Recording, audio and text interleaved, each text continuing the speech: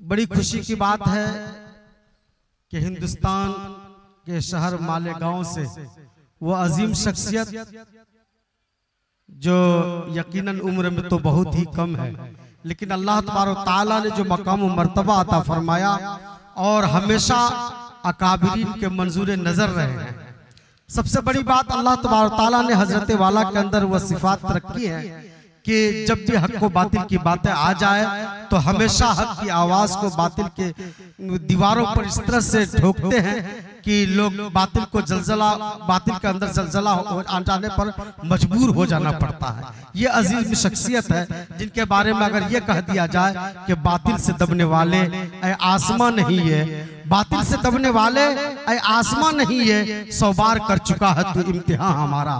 ہمارے بیچ وہ شخصیت جن کی صدارت میں یہ پروگرام ہے، جن سے میری مراد شیخ طریقت مفکر قوم و ملت حضرت مولانا عمران محفوظ رحمانی صاحب دامت برکاتہ العالیہ، سجادہ نشین خانقاہ رحمانیہ مالیگاؤں مہاراشٹر و سیکریٹری آل انڈیا مسلم پرسنل لا بورڈ۔ اتنی عظیم شخصیت ہم تمام لوگوں کے بیچ میں ہے۔ میں تمام لوگوں سے درخواست کروں گا کہ زندہ دلی کے ساتھ ہمیں ان کی باتوں کو سننا ہے۔ یہ بہت بڑی ہم تمام لوگوں کی محروم القسمتی ہو جائے گی کہ اگر ہم ان کی بات کو اپنے دل کے کانوں سے نہیں سنتے ہیں، اپنے آنکھوں کے سر کی آنکھوں سے حضرت والا کے چہرے مبارک کا دیدار نہیں کرتے ہیں تو بڑی ہم تمام لوگوں کے لیے نامناسب بات ہوگی۔ آخر میں یہ شعر پڑھ کر کے میں حضرت کے حوالے کر دینا چاہتا ہوں کہ ایسے اسلاف سے یہ الگ بات ہے خاموش کھڑے رہتے ہیں، یہ الگ بات ہے خاموش کھڑے رہتے ہیں، پھر بھی جو لوگ بڑے ہیں وہ بڑے رہتے ہیں۔ ایسے اسلاف سے ملتا ہے ہمارا شجرہ جن کے قدموں میں کئی تاج پڑے رہتے ہیں۔ حضرت والا سے میں درخواست کرتا ہوں کہ آپ اسٹیج پر تشریف لا کر اپنے ناصحانہ خطاب سے ہم سامعین کو نواز کر کے آپ کا پورے اس علاقے کے لوگ شکر گزار ہیں کہ آپ نے اپنے قیمتی وقت کو سفر کی صحبتوں کو برداشت کر کے یہاں پر تشریف لائے۔ ہم دل کی عطا گہرائیوں سے آپ کا خیر مقدم کرتے ہیں۔ آپ کا آنا مبارک ہو۔ ہمیں امید ہے کہ انشاءاللہ جب بھی اس سرزمین سے آپ کو آواز دی جائے گی تو انشاءاللہ آپ دوبارہ بھی تشریف لائیں گے۔ بسم اللہ الرحمن الرحیم وبه نستعين والصلاة والسلام على النبي الأمين محمد وآله وصحبه أجمعين أما بعد أعوذ بالله من الشيطان الرجيم بسم الله الرحمن الرحيم إن الذين يؤذون الله ورسوله لعنهم الله في الدنيا والآخرة وأعد لهم عذابا مهينا صدق الله مولانا العظيم۔ اسٹیج پر رونق افروز معزز علماء کرام اور آپ تمام قابل احترام بھائیوں اور پردہ نشین ماں اور بہنوں،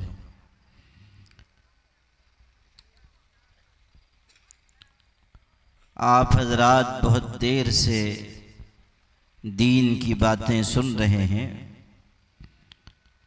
اور یہ آپ کی ہمت ہے کہ اس سخت ٹھنڈک کے موسم میں دیر رات کو بھی آپ جمع ہیں۔ حالانکہ وقت مقررہ پر جلسہ مکمل ہو جانا چاہیے تاکہ لوگ جلد سو جائیں اور فجر کی نماز باجماعت ادا کریں، لیکن چونکہ کئی بزرگ تشریف لائے تھے اور مختلف حضرات نے مقررین نے دین کی باتیں سنائی ہیں، اس لیے کچھ تاخیر ہو گئی۔ میں آپ حضرات سے سب سے پہلے یہ کہنا چاہتا ہوں کہ آپ لوگ ارادہ کریں کہ آپ سب فجر کی نماز باجماعت پڑھیں گے انشاءاللہ۔ یہ اچھی بات نہیں ہے کہ جلسہ سنیے اور اطمینان سے سو جائیے اور فجر کی نماز قضا کر دیجیے۔ یہ بہت ہی نامناسب بات ہے، بہت بری بات ہے۔ تو سب ارادہ کرتے ہیں کہ نماز با جماعت پڑھیں گے انشاءاللہ۔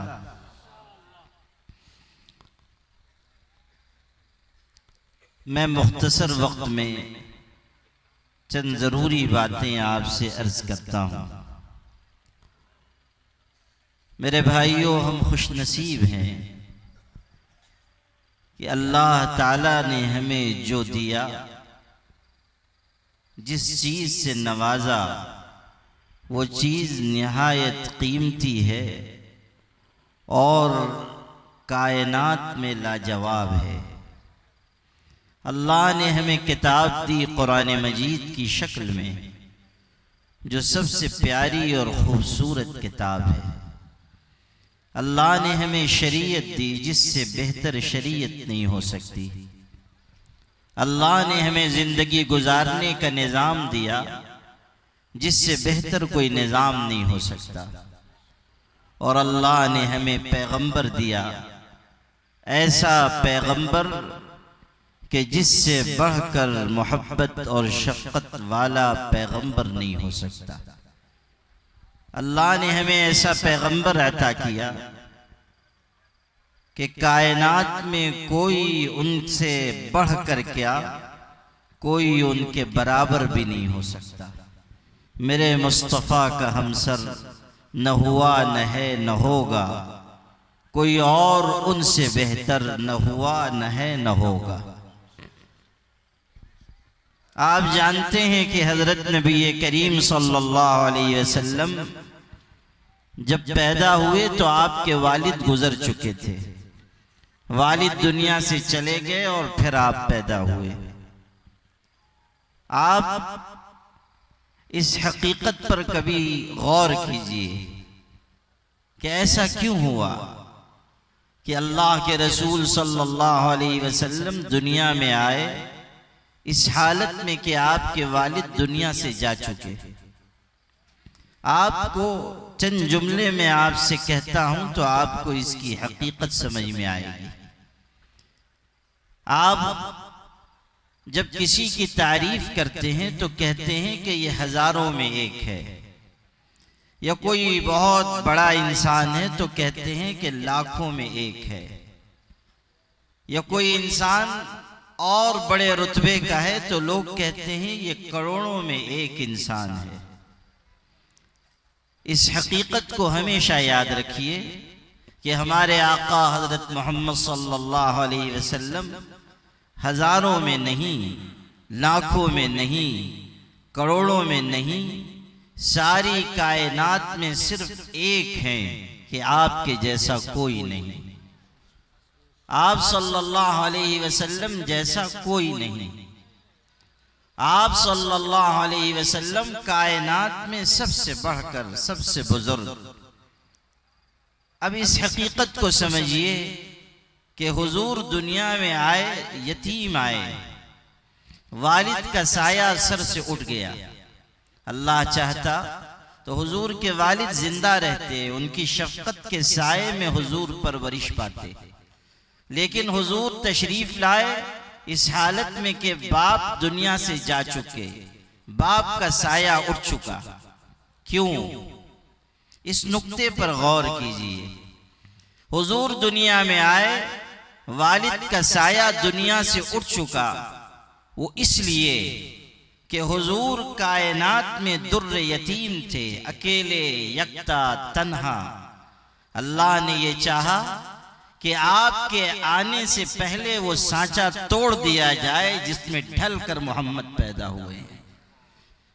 وہ سانچہ باقی نہ رہے کہ کوئی اور آپ کے کا بھائی پیدا ہو، اس لیے کہ بھائیوں میں کوئی نہ کوئی مشابہت، کچھ نہ کچھ مماثلت ہوتی ہے۔ اللہ کی یہ پسند اور چاہت تھی کہ کائنات میں محمد صلی اللہ علیہ وسلم یکتا اور تنہا رہیں۔ آپ جیسا کوئی نہیں، نہ شکل میں، نہ صورت میں، نہ سیرت میں۔ سیرت تیری تصویر کمالات بنا کر دانست مصور نے قلم توڑ دیا ہے۔ حضور صلی اللہ علیہ وسلم کائنات میں سب سے بڑے ہیں. ساری کائنات ایک طرف، حضور کی ذات گرامی ایک طرف. آپ کو ایک سیرت کا واقعہ سناتا ہوں. جب حضور صلی اللہ علیہ وسلم چھوٹے تھے، بچپن کی عمر ہے، آپ حضرت حلیمہ کے یہاں پرورش پا رہے تھے، اور اس زمانے میں کبھی بکریاں چرانے کے لیے جنگل میں چلے جاتے تھے. آپ کے دودھ شریک بھائیوں بہنوں کے ساتھ چلے جاتے، جنگل میں جا کے بکریاں چراتے. ایک دن آپ تشریف لے گئے ہوئے تھے. قبیلے بنو سعد میں حضرت حلیمہ سعدیہ کا قبیلہ تھا، پہاڑی پر تھا. طائف سے آگے ایک جگہ ہے، وہاں وہ قبیلہ آباد تھا. میں وہاں بھی مجھے جانے کا شرف سعادت حاصل ہوئی. اور حضرت خدیجہ، حضرت حلیمہ کا جو اس زمانے میں مکان تھا، وہ کچا مکان، آج بھی اس کے بچے کچے آثار نشانات موجود ہیں. اس مکان کو بھی دیکھنے کی عزت مجھے حاصل ہوئی. آپ سے میں جو سنانا ہے آپ کو وہ یہ کہ حضرت نبی کریم صلی اللہ علیہ وسلم چھوٹے ہیں، آپ بچپن کی عمر سے گزر رہے ہیں، بکریاں چرانے کے لیے جنگل میں گئے ہوئے ہیں. اچانک دو سفید کپڑا پہنے ہوئے فرشتے انسانی شکل میں ظاہر ہوئے، اور انہوں نے حضور صلی اللہ علیہ وسلم کو ہاتھوں میں تھام لیا. چونکہ وہ اچانک آئے تو آپ کے جو دودھ شریک بھائی بہن تھے وہ گھبرا گئے اور بھاگ گئے، اور انہوں نے حضور صلی اللہ علیہ وسلم کو لیا اور آپ کو پتھر کی ایک سل پر لٹایا، اور پھر آپ کا سینہ انہوں نے چاک کیا اور آپ کا دل نکال کر اس کو ایک تشت میں رکھ کر دھلا. سیرت ابن ہشام سیرت کی مشہور کتاب ہے، اس میں یہ لکھا ہوا ہے کہ حضور صلی اللہ علیہ وسلم کے قلب اطہر کو دھلنے کا واقعہ 4 مرتبہ پیش آیا ہے. ایک مرتبہ بچپن کی عمر میں، پھر جوانی سے پہلے، پھر نبوت عطا کیے جانے سے پہلے، پھر معراج پر لے جائے جانے سے پہلے. آپ کا دل تو کائنات میں سب سے زیادہ پاکیزہ تھا، اس کے باوجود آپ کے دل کو دھلا گیا اور بار بار دھلا گیا، اس لیے تاکہ دنیا کو بتا دیا جائے کہ اس دل سے زیادہ پاکیزہ دل کائنات میں کسی کا نہیں ہے. حضور صلی اللہ علیہ وسلم کا دل، آپ کا قلب اطہر دھلا گیا، پھر آپ کا سینہ انہوں نے سل دیا. اب وہ حصہ سنیے جو سنانا تھا. آپ چھوٹے ہیں، بچپن کی عمر ہے. حضور صلی اللہ علیہ وسلم کے لیے انہوں نے ایک ترازو قائم کیا. وزن کرنے کے لیے ان فرشتوں نے جو انسانی شکل میں آئے تھے ایک ترازو قائم کیا. ایک پلڑے میں حضور کو رکھا اور دوسرے پلڑے میں ایک صحت مند پورے بھرپور انسان کو رکھا، ایک جوان کو رکھا اور وزن کیا گیا. آپ چھوٹے ہیں، بچپن کی عمر ہے، دوسرے پلڑے میں ایک بھرپور مرد ہے، لیکن حضور صلی اللہ علیہ وسلم جس پلڑے میں بیٹھے تھے وہ جھک گیا، دوسرا پلڑا اٹھ گیا. پھر اس پلڑے میں 2 لوگوں کو رکھا گیا، پھر وزن کیا فرشتوں نے، پھر آپ بھاری نکلے. پھر دوسرے پلڑے میں 3 لوگوں کو رکھا گیا اور اس طرف حضور تنہا ہیں، پھر آپ وزنی نکلے. تو ایک فرشتے نے دوسرے سے کہا کہ ان کو چھوڑ دو، اگر ساری کائنات کو بھی ایک پلڑے میں لا کر رکھ دو گے تب بھی یہی وزنی نکلیں گے، تب بھی یہی بھاری نکلیں گے. حضور صلی اللہ علیہ وسلم کائنات میں سب سے بڑھ کر ہیں. کائنات میں آپ جیسا کوئی نہیں، آپ کے مقام کا کوئی نہیں، آپ جیسی شان والا کوئی نہیں. قرآن مجید نے خود آپ کی تعریف کی تو کہا لَقَدْ جَاءَكُمْ رَسُولٌ مِّنْ أَنفُسِكُمْ عَزِيزٌ عَلَيْهِ مَا عَنِتُّمْ حَرِيصٌ عَلَيْكُمْ بالمؤمنين رؤوف رحيم فإن تولوا فقل حسبي الله لا إله إلا هو عليه توكلت وهو رب العرش العظيم۔ ارشاد ہوا کہ تمہارے پاس جو پیغمبر آئے ہیں وہ تمہیں میں سے ہیں، لیکن ان کی شان بہت اونچی، ان کا مقام بہت اونچا، ان کی صفات نہایت بلند۔ جاءکم رسول من انفسکم عزیز علی، اگر تم کو کوئی تکلیف پہنچتی ہے اس کی کسک وہ اپنے دل میں محسوس کرتے ہیں۔ حضور صلی اللہ علیہ وسلم کی شان بتائی گئی کہ اگر مسلمانوں کو ذرہ برابر تکلیف پہنچے حضور اس کی تکلیف کو محسوس فرماتے ہیں۔ آپ کو درد ہوتا ہے، آپ کو اذیت ہوتی ہے، حضور صلی اللہ علیہ وسلم کو جو تعلق اس امت سے ہے، ہم سے اور آپ سے ہے، وہ تعلق بھی حیرت انگیز ہے، وہ تعلق کہیں ڈھونڈے سے بھی نہیں ملنے والا۔ روایتوں میں آپ پڑھیں، حضرت عائشہ رضی اللہ عنہا حضور کی اہلیہ ہیں، کسی موقع پر انہوں نے کہا اللہ کے رسول صلی اللہ علیہ وسلم میرے لیے دعا فرما دیجیے، مغفرت کی دعا کر دیجیے۔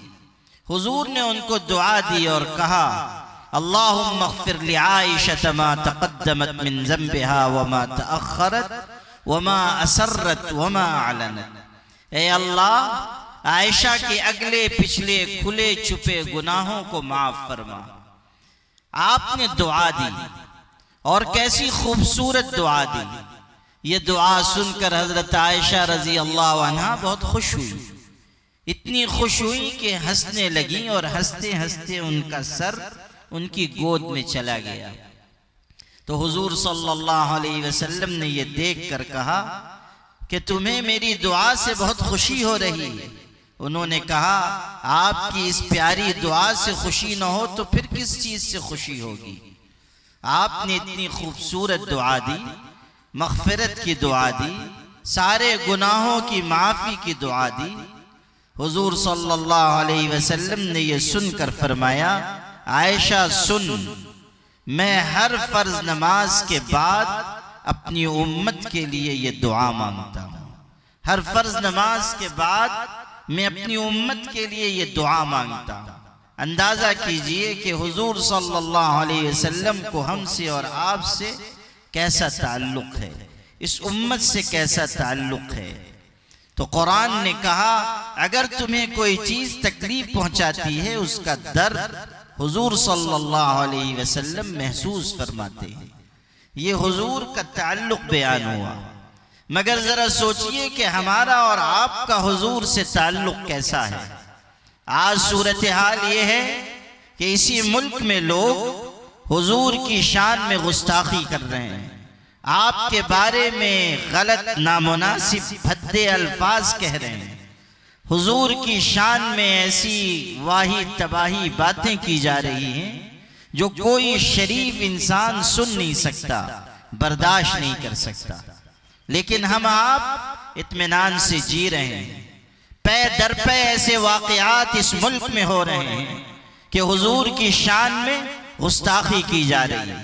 کبھی کوئی آدمی کھڑا ہو جاتا ہے مذہبی لباس میں، دھرم کے نام پر نفرت کی آبیاری کرتا ہے اور حضور کی شان میں گستاخی کرتا ہے، اور قانون اور پولیس کے لوگ تماشا دیکھتے ہیں، حکومتیں تماشا دیکھتی ہیں۔ یہ عجب مسئلہ ہے اس ملک کا کہ آپ اگر وزیر اعظم کو برا کہیں تو آپ مجرم، اور اگر کوئی اس ملک میں کائنات کے سب سے بڑے انسان کو برا کہتا ہے تو وہ مجرم کھلے عام پھر رہا ہے۔ کوئی اس پر گرفت کرنے والا نہیں، کوئی اس پر قانونی کارروائی کرنے والا نہیں، کوئی اسے جیل کی سلاخوں کے پیچھے ڈالنے والا نہیں۔ قانون بھی ہاتھ باندھ کر کھڑا ہوا ہے اور تماشا دیکھا جا رہا ہے۔ یاد رکھیے اس طرح کی مجرمانہ حرکت ملک کے امن و امان کو خراب کر دینے اور ملک کی امن اور اس کی شانتی کو برباد کر دینے کا سبب ہے۔ حضور صلی اللہ علیہ وسلم کی شان میں گستاخی کے یہ واقعات ہمارے اور آپ کے دل کا درد ہے، اور ہمیں اس کی کسک محسوس کرنی چاہیے۔ اور میں آپ سے کہتا ہوں اور صاف کہتا ہوں کہ اگر حضور کی شان میں گستاخی کی جا رہی ہے، حضور کی ازواج مطہرات کے بارے میں اگر نامناسب باتیں کی جا رہی ہیں، اگر حضور کے کردار پر، آپ کے اوصاف پر کیچڑ اچھالا جا رہا ہے اور ہم اطمینان سے جی رہے ہیں، تو ہمارے لیے شرم سے چلو بھر پانی میں ڈوب کر مر جانے کا مقام ہے۔ امام مالک رحمۃ اللہ علیہ سے یہ بات پوچھی گئی تھی کہ اگر حضور کی شان میں گستاخی کی جائے تو امت کے لیے کیا ضروری ہے؟ انہوں نے فرمایا کہ اس گستاخی کو روکنا اور اس کا بدلہ لینا ضروری ہے۔ پوچھنے والے نے پوچھا کہ اگر امت یہ نہ کر سکے پھر کیا کرے؟ تو انہوں نے کہا کہ اگر امت یہ نہ کر سکے تو اسے جینے کا حق نہیں ہے، اسے مر جانا چاہیے، اسے جینے کا کوئی حق نہیں۔ اندازہ کیجئے کیسی صاف اور واضح بات کہی۔ قرآن مجید میں بھی آپ پڑھیں، ان لوگوں کو کامیاب کہا گیا جو پیغمبر کی عزت کریں، ان کی حرمت کا لحاظ رکھیں، ان کی مدد کے لیے آگے آئیں، ان پر ایمان و یقین مستحکم رکھیں۔ فالذین آمنوا به وعزروه ونصروه واتبعوا النور الذي انزل معه اولئک هم المفلحون۔ یہ قرآن کی آیت ہے کہ وہ لوگ جو ایمان لاتے ہیں پیغمبر پر، ان کو قوت پہنچاتے ہیں، ان کے دین کے مددگار بنتے ہیں، ان کے مشن میں ان کے ساتھ کھڑے ہوتے ہیں، اور وہ نور جو ان کے اوپر اتارا گیا اس کے پیچھے چلتے ہیں، یہی لوگ کامیاب ہیں، یہی لوگ سیدھی راہ پر چلنے والے ہیں۔ اگر گستاخی ہو رہی ہے اور آپ جیے چلے جا رہے ہیں، اگر گستاخی ہو رہی ہے، آپ کی پیشانی پر شکن نہیں آتی، تو پھر آپ کے لیے یہ بات ہے کہ آپ ٹٹولیں اپنے دل کو کہ آپ کے دل میں ایمان کی رمق ہے بھی یا نہیں، آپ کے اندر اپنے پیغمبر سے محبت ہے بھی یا نہیں۔ میرے بھائیوں، صرف یہ مسئلہ نہیں ہے کہ حضور کی شان میں دوسرے مذاہب کے لوگ گستاخی کر رہے ہیں، ہمارے اندر، ہماری صفوں میں فتنے پیدا ہو رہے ہیں، ایسے لوگ جو حضور کے ختم نبوت پر حملہ کر رہے ہیں۔ یہ شکیلیت کا فتنہ جو آپ کے اسی بہار سے اٹھا اور ملک میں پھیلا، اور اب مہاراشٹر کو انہوں نے اپنی کھیتی کے لیے موافق پا کر وہاں پر محنت شروع کی، یہ فتنہ در حقیقت حضور صلی اللہ علیہ وسلم کے ختم نبوت پر ایک الغار ہے۔ قرآن مجید نے صاف صاف واضح کیا کہ حضور کائنات کے آخری پیغمبر ہیں، اب آپ کے بعد کوئی نبی نہیں، آپ کے بعد کوئی رسول نہیں، اور کائنات میں آخری دن تک حضور کی لائی ہوئی شریعت قابل عمل ہوگی۔ آپ نے ارشاد فرمایا تھا، ترکتکم علی البیضاء لیلها کنہارها لا یزیغ عنها بعدی الا ہالک، کہ میں اپنے بعد تم کو ایک ایسی صاف ستھری شریعت پر چھوڑ کر جا رہا ہوں جس کی رات بھی اس کے دن کی طرح ہے، اور اس سے میرے بعد وہی شخص الگ ہوگا جو ہلاک ہونے والا ہے۔ آپ نے خبر دی تھی کہ جس کے لیے ہلاکت طے ہے وہی شریعت سے انحراف کرے گا۔ آپ نے بتایا تھا ایسے جھوٹے لوگ پیدا ہوں گے جو نبوت کا دعویٰ کریں گے، جو اپنے آپ کو پیغمبر بتائیں گے۔ یہ جو شکیل ابن حنیف ہے وہ صرف اپنے مہدی ہونے کا دعویٰ نہیں کرتا ہے بلکہ اپنے آپ کو مسیح بھی کہتا ہے، حضرت عیسیٰ علیہ السلام ہونے کا دعویٰ کرتا ہے۔ مہدی ہونے کا دعویٰ الگ، مسیح ہونے کا دعویٰ الگ۔ حالانکہ احادیث سے ہمیں یہ پتہ چلتا ہے مہدی الگ شخصیت کا نام ہے، عیسیٰ علیہ السلام الگ شخصیت کا نام ہے۔ حضرت عیسیٰ علیہ السلام پیغمبر ہیں، مہدی امتی ہیں۔ مہدی علیہ السلام آئیں گے اور خلافت قائم کریں گے، روئے زمین پر عدل کا نظام برپا کریں گے۔ حضرت عیسیٰ علیہ السلام بھی آخر زمانے میں آسمان سے اتریں گے اور انصاف پسند حکمراں بن کر آئیں گے اور کائنات میں عادلانہ نظام کے قیام میں مدد فرمائیں گے۔ صلیب جو عیسائیوں کا نشان ہے اسے توڑ دیں گے، خنزیر کی نسل ختم کر دیں گے، ایمان کا بول بالا ہوگا، ہر طرف فراوانی ہوگی، اس قدر مال کی فراوانی ہوگی کہ لوگ صدقہ لے کر نکلیں گے، کوئی لینے والا نہیں ملے گا۔ حضرت عیسیٰ علیہ السلام آسمان سے فرشتوں کے کندھے پر ہاتھ رکھ کر لوگوں کی نگاہ کے سامنے اتریں گے اور ان کی نشانی، علامت اور حضرت مہدی کی علامتیں وہ سب احادیث میں موجود ہیں۔ لیکن یہ شخص جو گمراہ ہے، گمراہ کر رہا ہے، جو عقیدے کا ڈاکو اور رہزن بنا ہوا ہے، یہ شخص دوہرا دعویٰ کرتا ہے۔ ایک تو یہ کہ میں مہدی ہوں اور پھر یہ کہ میں مسیح بھی ہوں۔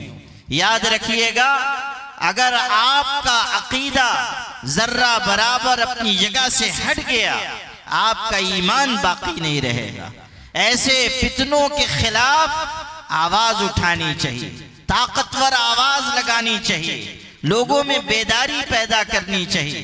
اور ہمارے علماء کی بھی ذمہ داری ہے کہ وہ عقیدہ ختم نبوت کے سلسلے میں محنت کریں، کوشش کریں، لوگوں میں بیداری پیدا کریں، عام مسلمانوں کو بتائیں کہ عقیدہ کتنا ضروری ہے اور عقیدہ ختم نبوت پر ایمان کتنا ضروری ہے۔ ہمارے علماء اس حقیقت کو سمجھیں کہ اس وقت یہ بہت بڑی ذمہ داری ہے کہ ہم قادیانیت، شکیلیت، گوہر شاہیت اور اس طرح کے جو فتنے الگ الگ رنگ و روپ کے ساتھ ابھر کر آ رہے ہیں، ہم ان کے خلاف پوری قوت سے آواز بلند کریں اور اللہ سے اجر کی امید رکھیں۔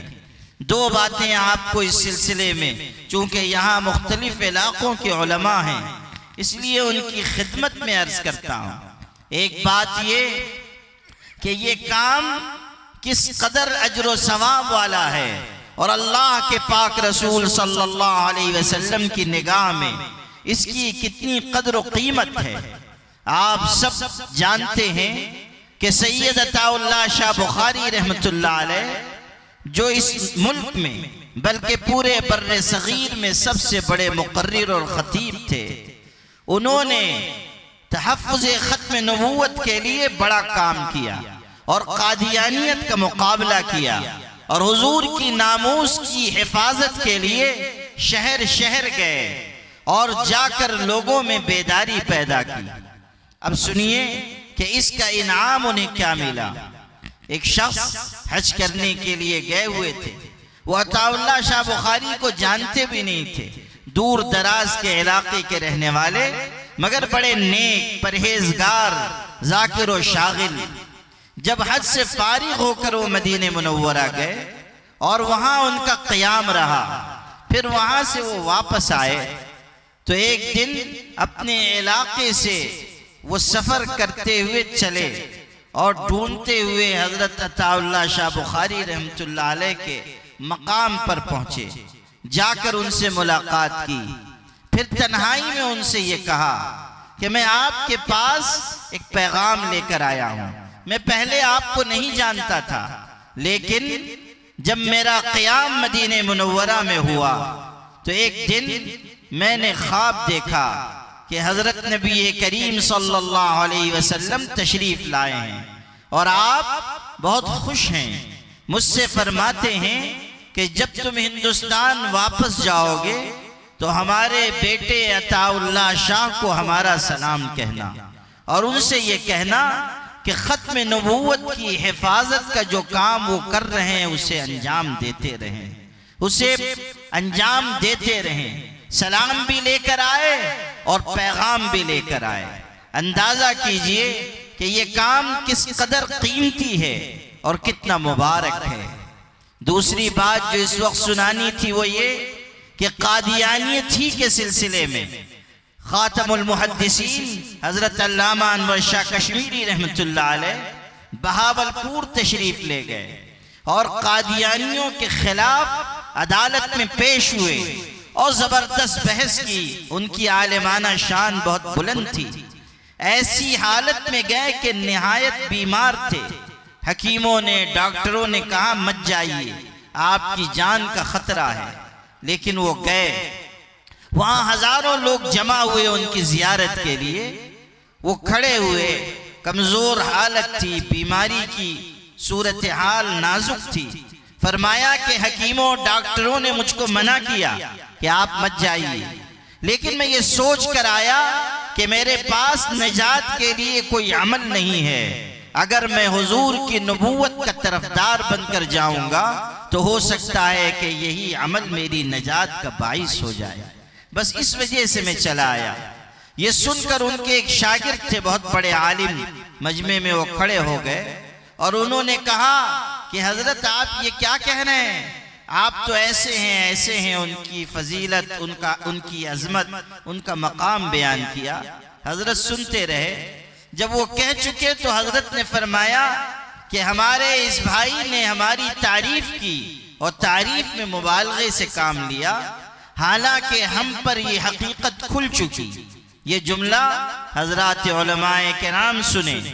فرمایا ہم پر یہ حقیقت کھل چکی کہ گلی کا کتا بھی ہم سے بہتر ہے اگر ہم تحفظ ختم نبوت کا کام نہ کر سکے۔ گلی کا کتا بھی ہم سے بہتر ہے اگر ہم اس محاذ پر خدمت انجام نہ دے سکے۔ میرے بھائی، یہ بہت ہی اہم اور نازک ذمہ داری ہے جسے ہمیں اپنے کندھوں پر اٹھانا چاہیے، اور جتنے فتنے ابھر کر آ رہے ہیں ان سب کے مقابلے کے لیے ہمیں مضبوط سد سکندری بن کر کھڑے ہو جانا چاہیے۔ حضور نبی کریم صلی اللہ علیہ وسلم نے خود فرمایا تھا سَتَكُونُ فِتَنٌ كَقِطَعِ اللَّيْلِ الْمُظْلِمِ، ایسا زمانہ آئے گا کہ اندھیری رات کے ٹکڑوں کی طرح فتنے برپا ہوں گے، طرح طرح کے فتنے آئیں گے، اور ایسے خطرناک فتنے کہ ایک انسان صبح کو مومن ہوگا، شام کو کافر ہو جائے گا، شام کو مومن ہوگا، صبح کافر ہو جائے گا۔ اندھیری رات کے ٹکڑوں کی طرح فتنے ابھر کر سامنے آئیں گے۔ آج ہم دیکھ رہے ہیں کہ ایک کے بعد ایک فتنہ آ رہا ہے، کبھی دوسروں کی طرف سے، کبھی خود اپنوں کی طرف سے۔ آپ دیکھیے کہ اس وقت اس ملک میں مسلم پرسنل لا کو مٹانے کی کتنی کوششیں ہو رہی ہیں۔ یونیفارم سول کوڈ کا نعرہ لگایا جا رہا ہے، اور ابھی جو تازہ مصیبت ہمارے سر پر لا کر کھڑی کر دی گئی ہے وہ ہماری وقف جائیدادوں کے ہم سے چھیننے کی کوشش۔ وقف ترمیمی بل گورنمنٹ لے کر آئی ہے، اور اس کا یہ منصوبہ ہے کہ جو ہماری وقف جائیدادیں، لاکھوں ایکڑ زمینیں ملک میں پھیلی ہوئی ہیں، ان پر کسی طرح قبضہ ہو جائے اور نئے وقف قائم کرنے کے سلسلے میں رکاوٹ ڈال دی جائے، دشواری پیدا کر دی جائے۔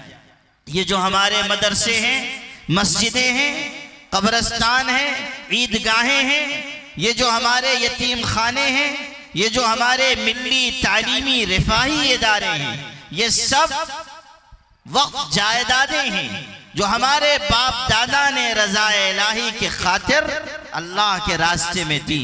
یہ کسی حکومت کا احسان نہیں ہے، یہ کسی گورنمنٹ کا دیا ہوا تحفہ نہیں ہے، یہ ہمارے باپ دادا کی حق حلال کی کمائی ہے، ان کے گاڑھے پسینے کی کمائی ہے۔ اللہ نے اس ملت میں یہ دم رکھا ہے کہ یہ غریب بھی ہو تو اللہ کے راستے میں خرچ کرتی ہے۔ یہ ملت اپنی کمزوری کے باوجود، اپنی غربت کے باوجود مساجد کو، مدارس کو، اپنے اداروں کو اپنے خون جگر سے سینچتی ہے۔ آج یہ جو لاکھوں ایکڑ زمینیں اس ملک میں ہیں وقف جائیدادوں کے نام پر، یہ سب ہمارے باپ دادا کی عطا کی ہوئی زمینیں ہیں۔ اب اس پر حرص بھری نگاہ پڑ رہی ہے اور لوگ بدعنوانی کا عنوان لگا کر وقف جائیدادوں کو ہتھیانا چاہتے ہیں۔ آل انڈیا مسلم پرسنل لا بورڈ نے پورے ملک کے مسلمانوں کو آواز دی ہے کہ وقف ترمیمی بل کو ایک زبان ہو کر مسترد کیا جائے اور صاف کہہ دیا جائے کہ وقف جائیدادیں ہمارے باپ دادا کا دیا ہوا سرمایہ ہے، حکومت کو اس میں مداخلت نہیں کرنی چاہیے، اور آپ کو بھی ہر قسم کی قربانی کے لیے تیار رہنا چاہیے۔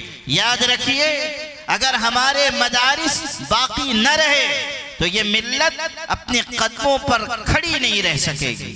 مدارس اسلامیہ ہمارا قیمتی سرمایہ ہے، اور آپ مدارس کی اہمیت کو سمجھیں یا نہ سمجھیں، جو لوگ ہمارے حریف ہیں اس ملک میں وہ سمجھتے ہیں کہ مدرسے کی اہمیت کیا ہے، مدرسے کی قدر و قیمت کیا ہے، مدرسے کی خدمت کیا ہے۔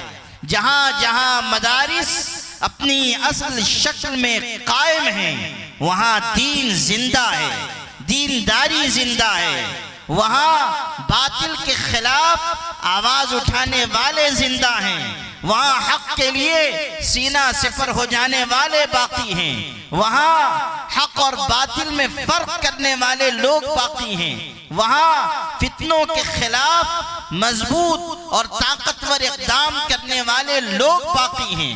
اگر مدارس نہ رہے تو یہ لوگ بھی باقی نہیں رہیں گے، اور دین کی جو آبیاری ہو رہی ہے وہ ختم ہو جائے گی۔ اسی لیے لوگ یہ چاہتے ہیں کہ وقف جائیدادیں ختم ہو، مدارس ختم ہو، مساجد ختم ہو، اور ایک ایک کر کے ہمارے اداروں کو ہم سے چھین لیا جائے۔ اس لیے آپ سب اس حقیقت کو دل میں بٹھائیں کہ یہ وقف ترمیمی بل ہمارے لیے، آپ کے لیے، ہمارے اداروں کے لیے، اس ملت کے مستقبل کے لیے نہایت خطرناک ہے۔ اسی لیے آل انڈیا مسلم پرسنل لا بورڈ نے یہ اعلان کیا ہے کہ اگر اس بل کو جبراً ہم پر مسلط کرنے کی کوشش کی گئی تو ہم آئین اور قانون کے دائرے میں رہتے ہوئے ہر ممکن کوشش کریں گے۔ ہم اس ملک میں رہ رہے ہیں، باعزت شہری کی حیثیت سے رہ رہے ہیں، کوئی ہماری مرضی کے خلاف ہم پر کوئی قانون مسلط نہیں کر سکتا۔ اس لیے آپ بھی ایک زندہ ملت کی حیثیت سے آل انڈیا مسلم پرسنل لا بورڈ کی اس آواز کو، اس کے اس پیغام کو سنیں اور دل میں جگہ دیں۔ میرے بھائیوں، یہ بات بھی سمجھنے کی ہے کہ باہر سے جو یلغار ہو رہی ہے وہ خطرناک تو ہے، لیکن اتنی خطرناک نہیں ہے، اتنی نقصان دہ نہیں ہے جتنی خود ہماری اور آپ کی کمی، کمزوری اور ہماری غلط روش نقصان دہ ہے۔ اصلاح معاشرہ کا عنوان بھی آج کے اس جلسے کا ایک عنوان ہے۔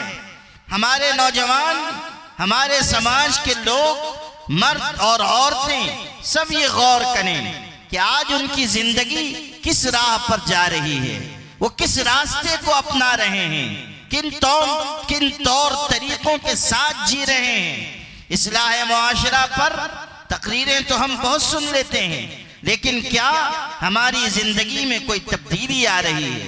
کیا ہمارا رجحان اللہ کی طرف بڑھ رہا ہے، اللہ کی عبادت کی طرف بڑھ رہا ہے؟ حالات پہ تبصرے ہم بہت کرتے ہیں، جہاں بیٹھ گئے یہاں سے لے کے فلسطین تک، شام تک، ترکستان تک ہم تبصرے کر رہے ہیں، لیکن ہماری نجی زندگی میں اللہ کا تقوی نہیں، خدا کا خوف نہیں، معاملات کی صفائی نہیں، اخلاق کی عمدگی نہیں، ہماری بے عملی خود ہمیں سب سے زیادہ نقصان پہنچا رہی ہے۔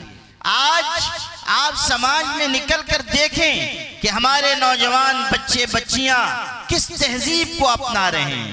جس کے ہاتھ میں دیکھیے موبائل، اس پر فلمیں دیکھ رہے ہیں، ڈرامے دیکھ رہے ہیں، گھروں میں عورتیں اولاد کی تربیت کے بجائے موبائل میں وقت ضائع کر رہی ہیں۔ ہماری نئی نسل ارتداد کی راہ کی طرف بڑھ رہی ہے۔ کتنی ہماری بچیاں ہیں جو بے حیائی کے راستے سے مرتد ہو چکی، ایمان و یقین سے بیگانہ ہو چکی۔ یہ سب ہمارے سماج میں ہماری نگاہ کے سامنے ہو رہا ہے۔ ایک ایسے وقت میں جبکہ فلسطین جل رہا ہے، وہاں ظلم و ستم اور نہ جانے وحشیت و بربریت کے کتنے مناظر نگاہ کے سامنے ہیں، لیکن ہمارے نوجوان کوئی سبق لینے کے لیے تیار نہیں، اپنے آپ کو بدلنے کے لیے تیار نہیں۔ صورتحال یہ ہے کہ ہزاروں لوگ شہید ہو چکے، ہزاروں بچے بن ماں باپ کے ہو چکے، عید آئی گزر گئی، بقرعید آئی گزر گئی، 1.25 سال کا عرصہ ہو گیا، قیامت صغریٰ وہاں برپا ہے۔ چھوٹے چھوٹے بچے بھوک پیاس کی شدت میں تڑپ رہے ہیں، لیکن کیا ہم ان کا درد اپنے دل میں محسوس کر رہے ہیں؟ کیا ہم نے اس حقیقت کو محسوس کیا کہ گزری ہوئی عید پر جب عالم اسلام کے مسلمان اپنی بچیوں کے لیے بازار جا کر چوڑیاں خرید رہے تھے تو کتنے فلسطینی باپ ایسے تھے جو ملبے میں اپنی بچیوں کے کٹے ہوئے ہاتھ اور پیر تلاش کر رہے تھے؟ کتنے باپ ایسے تھے جو اپنی اولاد کے جسم کے ٹکڑے اٹھا رہے تھے؟ کتنے مسلمان ہیں ہم میں سے جو ان کے درد کو اپنا درد سمجھتے ہوں؟ اخوت ایمانی ہم میں کتنی باقی ہے؟ اس ملت کو ملت واحدہ بنایا گیا تھا، لیکن کیا ہم ایک ملت بن کر زندگی گزار رہے ہیں؟ یہ ایسا سوال ہے جو آپ کو اس اجلاس سے اپنے دل پر لکھ کر لے جانا چاہیے، اور اس حقیقت کو سمجھنا چاہیے کہ جب تک ہم اپنی اصلاح نہیں کریں گے، اللہ والوں سے جڑیں گے نہیں، بزرگوں کی تربیت میں رہیں گے نہیں، اللہ کے نیک بندوں سے اللہ اللہ کرنے کی عادت اپنے اندر منتقل نہیں کریں گے، ہم آگے نہیں بڑھ سکتے۔ ہم اللہ کی مدد اور اس کی نصرت کے حقدار نہیں ہو سکتے۔ ہم میں جو کمیاں ہیں، جو کمزوریاں ہیں، جو خامیاں ہیں، ان کو دور کیے بغیر ہم ایک باعزت ملت کی حیثیت سے نہ اس ملک میں رہ سکتے ہیں، نہ دنیا کے کسی خطے میں رہ سکتے ہیں۔ اس لیے میرے بھائی، اس اجلاس سے یہ پیغام بھی لے کر جائیے کہ سب سے پہلے ہمیں اپنے آپ کو بدلنا ہے، اپنے اندر تبدیلی لانی ہے، نمازوں کا اہتمام پیدا کرنا ہے، شادی بیاہ کی تقریبات کو آسان کرنا ہے، فضول خرچی سے، بے حیائی سے، بے شرمی کے کاموں سے بچنا ہے، اپنی جوان نسل کو، اپنی نئی نسل کو تعلیم یافتہ، مہذب اور باشعور بنانا ہے۔ اس کے لیے ہم سب کو اپنی ذمہ داری نبھانی ہوگی اور اولاد کی تربیت کا فریضہ انجام دینا ہوگا۔ قرآن مجید میں اللہ کا ارشاد ہے، یا ایھا الذین آمنوا قوا انفسکم واہلیکم نارا وقودها الناس والحجارة عليها ملائكة غلاظ شداد لا يعصون الله ما أمرهم ويفعلون ما يؤمرون۔ اللہ کا پاک قرآن پڑھیے کہ کیسے زبردست الفاظ مسلمانوں کو ان کی ذمہ داری کا احساس دلانے کے لیے اتارے گئے۔ ایمان والوں کو صرف یہ ذمہ داری نہیں دی گئی کہ وہ خود دیندار بنے، بلکہ یہ ذمہ داری دی گئی کہ وہ اپنی اولاد کو بھی دیندار بنائیں، پرہیزگار بنائیں، وفا شعار بنائیں، صحیح راستے پر چلنے والا بنائیں۔ اس لیے میرے بھائیوں، میرے عزیزوں، آپ اس اجلاس سے اپنے آپ کی تبدیلی کا، اپنے آپ کو بدلنے کا پیغام لے کر جائیں۔ اگر آپ اس پیغام کے ساتھ جائیں گے تو یہ اجلاس کامیاب ہے۔ اور یاد رکھیے، اپنے آپ کو تبدیل کرنے کے لیے اپنے آپ کو علماء سے، اہل اللہ سے، بزرگان دین سے، مدارس اور مساجد سے جوڑنا ہوگا۔ یہ جامعہ اعجازیہ آپ کے علاقے کا ادارہ ہے، دین کی خدمت انجام دے رہا ہے۔ حضرت مولانا مفتی تبارک حسین صاحب نے اس کی بنیاد رکھی اور علماء کرام اسے اپنے خون جگر سے سینچ رہے ہیں۔ یہ ادارہ اور اس جیسے ادارے آپ کی اعانت، آپ کی محبت، آپ کی امداد کے حقدار ہیں۔ ان کو اپنا سرمایہ سمجھیں، ان کی خدمت کو اپنے لیے باعث سعادت سمجھیں، اور ان اداروں سے اور علماء سے ہمیشہ اپنے آپ کو مربوط رکھیں۔ یاد رکھیے، وبا کے زمانے میں ڈاکٹروں سے دوری اختیار کرنا جان کے خطرے اور جان کی تباہی کا باعث ہے۔ اسی طرح فتنوں کے زمانے میں علماء سے دور رہنا ایمان کے چھن جانے کا باعث ہے۔ اگر آپ فتنوں کے دور میں علماء سے، اہل اللہ سے کٹ گئے تو کوئی آپ کو اچک کر لے جائے گا، کوئی ایمان کا ڈاکو آپ کے ایمان پر، آپ کے یقین پر ڈاکہ ڈال دے گا۔ علماء سے مربوط رہیے، جڑے رہیے، مدارس سے جڑے رہیے، اور اللہ اللہ کرنے والے لوگوں سے جڑے رہیے۔ علامہ اقبال نے کہا تھا، خرد کے پاس خبر کے سوا کچھ بھی نہیں، تیرا علاج نظر کے سوا کچھ بھی نہیں۔ وآخر دعوانا ان الحمد للہ رب العالمین۔ اللہم لک الحمد حتی ترضى ولک الحمد اذا رضیت ولک الحمد بعد الرضا۔ اللہم صل علی سیدنا محمد وعطرته بعدد كل معلوم لك۔ ربنا آتنا في الدنيا حسنة وفي الآخرة حسنة وقنا عذاب النار۔ اللهم وفقنا لما تحب وترضى واجعل آخرتنا خيرا من الأولى۔ اے اللہ، اپنے فضل سے ہم سب کے گناہوں کو معاف فرما، خطا اور لغزشوں سے درگزر فرما۔ اے اللہ، ہم اعتراف کرتے ہیں کہ گنہگار ہیں، خطا کار ہیں، قصوروار ہیں، گناہ کر کر کے ہمارے دل کالے ہو گئے، نام اعمال کالے ہو گئے۔ حالات بتا رہے ہیں کہ تو بھی ہم سے ناراض ہو گیا، مگر اللہ ہم تیرے ہی تو بندے ہیں، تیرے در پہ حاضر ہیں۔ اللہ، آدھی رات کا وقت ہے، قبولیت دعا کی گھڑی ہے۔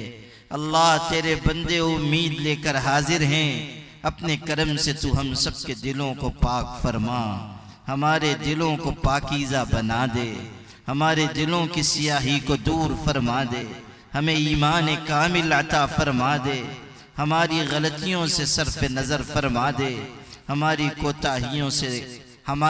کوتاہیوں اور ہماری کمیوں سے درگزر فرما دے، ہماری مغفرت فرما دے، ہماری مغفرت فرما دے، ہماری مغفرت فرما دے۔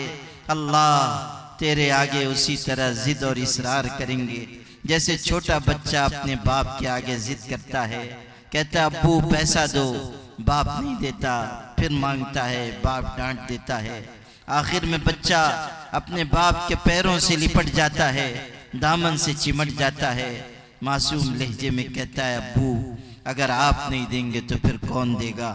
بس باپ کو پیار آ جاتا ہے، وہ اس کو سینے سے چمٹا لیتا ہے، کہتا بیٹا تو نے سچ کہا، میں نہیں دوں گا تو پھر کون دے گا۔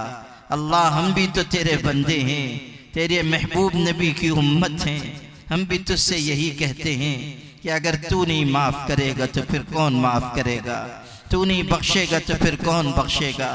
اللہ، ہم سب کو معاف فرما دے، اللہ معاف فرما دے، اللہ معاف فرما دے، اللہ معاف فرما دے، اللہ معاف فرما دے۔ اللہ، ہمارے پاس کوئی نیک عمل ایسا نہیں ہے جس کا واسطہ دے کر تجھ سے مغفرت کا سوال کریں، مگر اللہ تجھ کو تیری رحمت کا واسطہ، تجھ کو تیرے کرم کا واسطہ، تجھ کو تیرے نبیوں کا واسطہ، تجھ کو تیرے محبوب پیغمبر کا واسطہ، اللہ طائف میں بہنے والے ان کے مبارک خون کا واسطہ، اللہ تیری پاک کتاب کا واسطہ، تیرے پاک گھر کا واسطہ، تیرے نبیوں کا واسطہ، تیرے ولیوں کا واسطہ، اپنے کرم سے ہم سب کو معاف فرما دے، معاف فرما دے، معاف فرما دے۔ اللہ، ہم سب کو معاف فرما دے، ہمارے ماں باپ کی مغفرت فرما دے، ہمارے ماں باپ کی مغفرت فرما دے۔ اللہ ہمارے ماں باپ کا ہم پر بڑا احسان ہے، انہوں نے بھوکا رہ کر کھلایا ہے، پیاسا رہ کر پلایا ہے، گیلے میں سو کر ہمیں سوکھے میں سلایا ہے، نہ جانے کتنی راتیں ہمارے لیے بے آرامی میں گزاری ہیں۔ اے اللہ ہم لوگ جنہوں نے مدرسوں میں پڑھا، ہمارے امی ابو نے اور بڑی قربانی دی، اپنے کلیجے پہ پتھر رکھ کر ہمیں مدرسوں میں پڑھنے بھیج دیا۔ اللہ ہماری یاد آتی ہوگی تو ان کی آنکھیں تر ہو جاتی ہوں گی، ہمیں یاد کر کے تکیے میں منہ چھپا کر رو لیتے ہوں گے۔ صبح آٹا گونتے گونتے امی یاد کرتی ہوگی، سوچتی ہوگی میرا بچہ یہاں تھا، میں اس کے کپڑے بھی دھل دیتی تھی، بستر بھی بچھا دیتی تھی، سر میں تیل بھی ڈال دیتی تھی۔ مدرسے میں کون دیکھتا ہوگا، کون اس کی خدمت کرتا ہوگا، کیسے اپنے ننھے ہاتھوں سے کپڑے دھلتا ہوگا، بخار میں امی امی پکارتا ہوگا، کون اس کے سر پہ ہاتھ رکھتا ہوگا۔ اللہ یہ سوچ کر ہماری امی کے آنسو آنٹے میں گرتے ہوں گے۔ اللہ انہوں نے قربانی دے کر ہمیں عالم حافظ بنایا، تیری مسجدوں کے مصلی پہ کھڑے ہونے کے قابل بنایا۔ اللہ اگر ہمارے ماں باپ جاہل بھی ہوں تو ان کی مغفرت فرما، اللہ تو ان کی بخشش فرما، اگر زندہ ہوں تو ان کی عمر میں برکت عطا فرما، اور اگر دنیا سے جا چکے ہوں تو اللہ تو ان کے اگلے مرحلوں کو آسان فرما، ان کی قبروں کو نور سے منور فرما، ان کے اگلے مراحل کو آسان فرما۔ اللہ اس پورے مجمع کو قبول فرما۔ اللہ تیرے نام پر، تیرے پاک پیغمبر کے نام پر لوگ آئے ہوئے ہیں، اللہ اتنی ٹھنڈ میں بیٹھے ہوئے ہیں، اپنے کرم سے ان کی قربانی کی برکت سے ہم سب کی مغفرت فرما، معاف فرما دے اللہ، معاف فرما دے اللہ، معاف فرما دے اللہ۔ اس ملک میں اہل ایمان کو عزت عطا فرما، قوت عطا فرما، غلبہ عطا فرما، مشکلات کو دور فرما، پریشانیوں کا خاتمہ فرما۔ اللہ جہاں جہاں مسلمان پریشان حال ہیں ان کی پریشانیوں کو دور فرما۔ اللہ فلسطینی مسلمانوں کی مدد فرما، اللہ ان پر جو ظلم ہو رہا ہے اس کا خاتمہ فرما۔ اللہ لمبی مدت سے مشقت پریشانی ظلم جھیل رہے ہیں، اللہ تیری مسجد کے لیے جان ہتھیلی پر رکھ کر آگے بڑھ رہے ہیں، اے اللہ اب ظلم کا دور ختم فرما، عافیت عطا فرما، عافیت عطا فرما، عافیت عطا فرما۔ اللہ ظلم دن بدن بڑھتا جا رہا ہے اور ظلم کو روکنے کی طاقت صرف تیری ذات میں ہے، اللہ ظلم کا دور ختم فرما۔ اللہ کتنے ایسے خاندان ہیں کہ پورا خاندان شہید ہو چکا ہے، اللہ کچھ ایسے چھوٹے معصوم بچے بچیاں ہیں جن کے ماں باپ رخصت ہو چکے ہیں، وہ کفن میں لپٹی ہوئی لاشوں کے درمیان امی امی پکارتے ہوئے پھر رہے ہیں، کفن ہٹا ہٹا کر لاشوں کا چہرہ دیکھتے ہیں، کہیں ماں کا چہرہ نظر آ جاتا ہے تو اس سے لپٹ جاتے ہیں، چیختے ہیں چلاتے ہیں، کہتے ہیں امی کس کے سہارے چھوڑ کر چلی گئیں۔ اللہ معصوموں کی فریاد آسمانوں تک پہنچ رہی ہے، تو ہی سب سے بڑھ کر حفاظت کرنے والا ہے، تو ہی سب سے بڑھ کر کفالت کرنے والا ہے۔ اللہ معصوم بچوں بچیوں کی حفاظت فرما۔ اللہ ہم دیکھ رہے ہیں کہ ایک ننھا معصوم بچہ جس کا پورا خاندان شہید ہو چکا ہے، وہ اپنی شہید ماں کی قبر پر حاضر ہے، معصوم لہجے میں کہتا ہے امی آپ کو اللہ کا واسطہ آپ قبر سے اٹھ کر گھر آ جائیں، آپ کے بازوؤں کے بغیر مجھ کو نیند نہیں آتی ہے، آپ کے بغیر چین سکون غارت ہے۔ اے اللہ ایسے ہزاروں بچے ہیں جن کے دل رنجیدہ اور زخمی ہیں، ان زخمی دلوں پر تیرے علاوہ کوئی مرہم نہیں رکھ سکتا ہے۔ اللہ تو ان کی مدد فرما، ان کی حفاظت اور کفالت فرما۔ اللہ کتنے ماں باپ ہیں جن کی اولادیں ان سے چھین لی گئی ہیں، ان کے جسم کے ٹکڑے کر دیے گئے ہیں، بچوں کو ایک ایک نہیں کئی بچوں کو شہید کر دیا گیا ہے۔ اے اللہ ہم دیکھ رہے ہیں کہ ایک بچہ جس کے والد اس کے پاس موجود ہیں، وہ اپنے والد سے بسکٹ کھانے کی فرمائش کرتا ہے، بچتے بچاتے وہ باپ بازار جاتا ہے، بسکٹ خرید کر لاتا ہے، مگر پیچھے بمباری میں وہ بچہ شہید ہو جاتا ہے. اب باپ واپس آیا ہے, خون میں نہائی ہوئی بچے کی لاش پڑی ہوئی ہے. صدمے کی شدت میں وہ باپ پکار اٹھتا ہے کہ میرے بچے مجھ کو معاف کر دینا, مجھ کو آنے میں کچھ دیر ہو گئی, میں تمہاری فرمائش پوری نہیں کر سکا. بسکٹ وہ اپنے بچے کی لاش کے منہ میں ڈالتا جا رہا ہے اور کہہ رہا ہے بچے معاف کرنا, میں تمہاری معصوم فرمائش پوری نہ کر سکا. اللہ, اس باپ کے دل کو کیسا صدمہ پہنچا ہوگا تیرے علاوہ کوئی نہیں جانتا ہے. اور ایسے کتنے باپ اور مائیں ہیں تیرے علاوہ کوئی نہیں جانتا ہے. اے کریم, اے رحیم, تیری مدد کی اور تیری نصرت کی ہم تجھ سے بھیک مانگتے ہیں. ہمارے مظلوم بھائیوں کے حق میں ہماری دعاؤں کو مقبول فرما. اللہ, ان کے حق میں ہماری دعاؤں کو مقبول فرما, ان کی مدد فرما, ان کو فتح مبین عطا فرما, ان کو فتح مبین عطا فرما. اللہ, اس ملک میں مسجدوں کی, مدرسوں کی, خانقاہوں کی, دینی جماعتوں کی حفاظت فرما. اللہ, وقف جائیدادوں کی حفاظت فرما. اللہ, شریعت مطہرہ کے احکامات کی حفاظت فرما. ہر قسم کے شرور فتنوں سے ہم سب کی حفاظت فرما. اللہ, اس اجلاس میں جن جن لوگوں نے حصہ لیا سب کو اپنے کرم سے قبول فرما, سب کو اجر عظیم عطا فرما, سب کی قربانیوں پر ان کو نوازنے کے فیصلے فرما. اللہ, ہم سب کو سچی توبہ کی توفیق عطا فرما. اللہ, مرنے سے پہلے پہلے سچی توبہ عطا فرما. عافیت کے ساتھ کامل اصلاح فرما. ہمارے دلوں کو نورانی بنا دے. اللہ, آج ہم زندہ ہیں, وقت آئے گا دنیا سے رخصت ہو جائیں گے. آج اپنے ہاتھوں سے کپڑے پہنتے ہیں, کل جب مر جائیں گے تو دوسرے لوگ کپڑے اتاریں گے, میت والا غسل دیں گے, کفن کی چادر اڑھائیں گے. اعلان ہوگا فلاں ابن فلاں دنیا سے رخصت ہوا, پھر منو مٹی کے نیچے دبا دیا جائے گا. اللہ, قبر میں کوئی دیکھنے والا نہیں ہوگا, کوئی عذاب سے بچانے والا نہیں ہوگا, کوئی ہم پر رحم کھانے والا نہیں ہوگا. اللہ, تیری عزت کی قسم, اس دن صرف تیری رحمت کا سہارا ہوگا, اس دن صرف تیرے کرم کا آسرا ہوگا. اللہ, ہماری بے بسی کے وقت تو ہم پر رحم فرما, قبر کی زندگی کو آسان فرما, قبر کو نور سے منور اور عطر سے معطر فرما. اے اللہ, ہماری زندگی کو بندگی کے سانچے میں ڈھالنے کے فیصلے فرما. ہر قسم کے آفات بلیات سے ہم سب کی حفاظت فرما, امراض سے, اسقام سے حفاظت فرما. اللہ, جامعہ اعجازیہ اور تمام دینی اداروں کو قبول فرما. اللہ, اس علاقے کے علماء کی عمر میں برکت عطا فرما. اللہ, اس اجلاس میں شرکت کرنے والوں کو اجر عظیم عطا فرما, سب کو برکتوں اور رحمتوں سے مالا مال فرما. اے اللہ, اپنے فضل سے ہم سب کو نمازوں کا اہتمام عطا فرما, عبادت کی لذت عطا فرما, بندگی کی حلاوت عطا فرما, قرآن پاک کی تلاوت کی لذت عطا فرما, حضرت نبی کریم صلی اللہ علیہ وسلم سے سچی محبت عطا فرما, ان کا گہرا تعلق عطا فرما.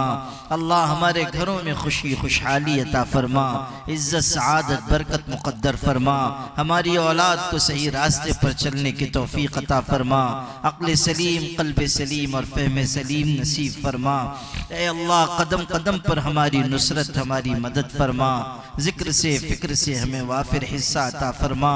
اہل اللہ کی صحبت اور معیت عطا فرما. علم نافع, عمل صالح, اجر عظیم, خیر کثیر عطا فرما. اے اللہ, اپنے فضل سے دونوں جہانوں میں سرخروئی, سرسبزی, شادابی, عافیت مقدر فرما. اللہ, جب تک زندگی ہے ایمان پر قائم فرما, جب وقت خاتمہ آئے کامل درجے کے ایمان پر ہم سب کو وفات عطا فرما. اے اللہ, حضرت نبی کریم صلی اللہ علیہ وسلم سے گہرا والہانہ تعلق عطا فرما. اس دنیا میں ان کی زیارت عطا فرما, آخرت میں ان کی سفارش عطا فرما. جنت